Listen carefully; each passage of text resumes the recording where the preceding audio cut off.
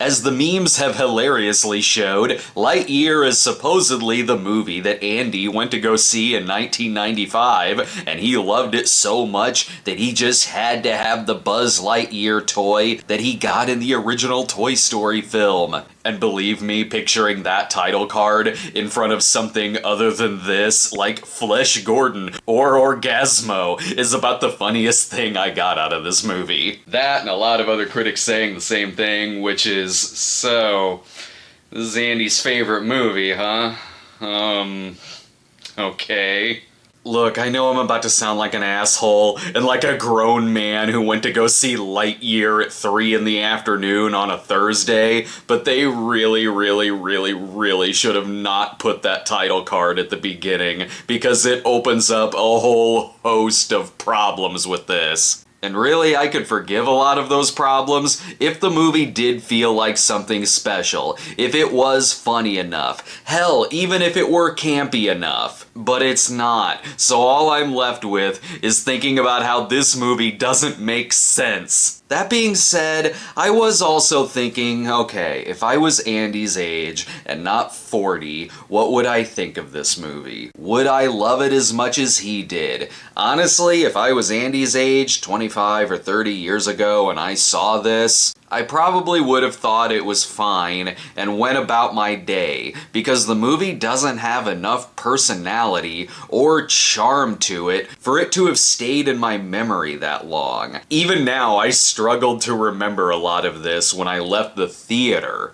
I wish they tried making this like a sci-fi blockbuster you would have seen in the 80s or 90s, but they don't. This doesn't feel like a movie from 1995. It feels like a wildly generic film that is 2022 to a fault. The jokes are stock, the musical score is generic, and the plot itself is just a forgettable Interstellar knockoff. The more it goes on, if I were to compare it to anything from the 90s, it's like picturing Andy being obsessed with the Lost in Space movie. Even the idea that Buzz Lightyear would become the hottest toy on the market makes no sense, because this movie is selling every other toy but Buzz Lightyear. The Buzz here doesn't have a fraction of the larger-than-life personality of the toy, which makes that toy a bad representation of this movie. Because the Buzz in this, he's just kinda there. If anything, it would have been the Socks toy that would have been the hottest toy item of the year, because Socks is the best character in the film.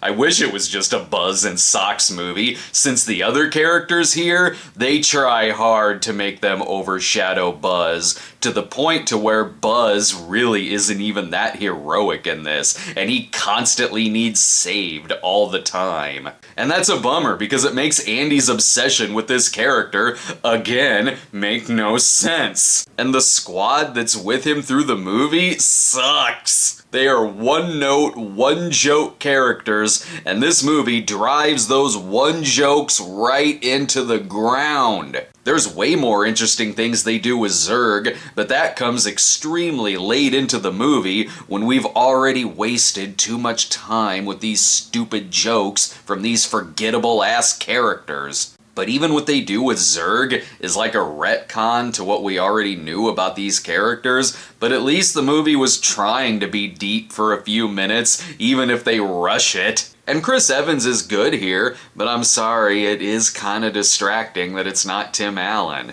I get that this is a different Buzz Lightyear than the toy, and they want to differentiate between the two characters. Okay, fine. But we've seen Tim Allen play different versions of Buzz Lightyear before, and if anything, if this is the Buzz Lightyear from the in-universe movies and cartoons, it should be Patrick Warburton. At the end of the day, they really could have had something special here that boosted up the camp and made this really crazy movie with a larger-than-life character, like it could have been a Pixar version of the 80s Flash Gordon. But instead, it's just this paint-by-numbers sci-fi movie that just exists. Looks like it was predicted that I'd give it a B, which is a pretty safe bet for a movie like this, but being a B would be a step up, and also still disappointing considering the amount of quality we expect from Pixar. This movie is a C-. It isn't funny, it isn't that entertaining, and really is one of the most forgettable movies I've seen this year. Be sure to let us know in the comments what you think of the film, and stick around next week because we'll have reviews for The Black Phone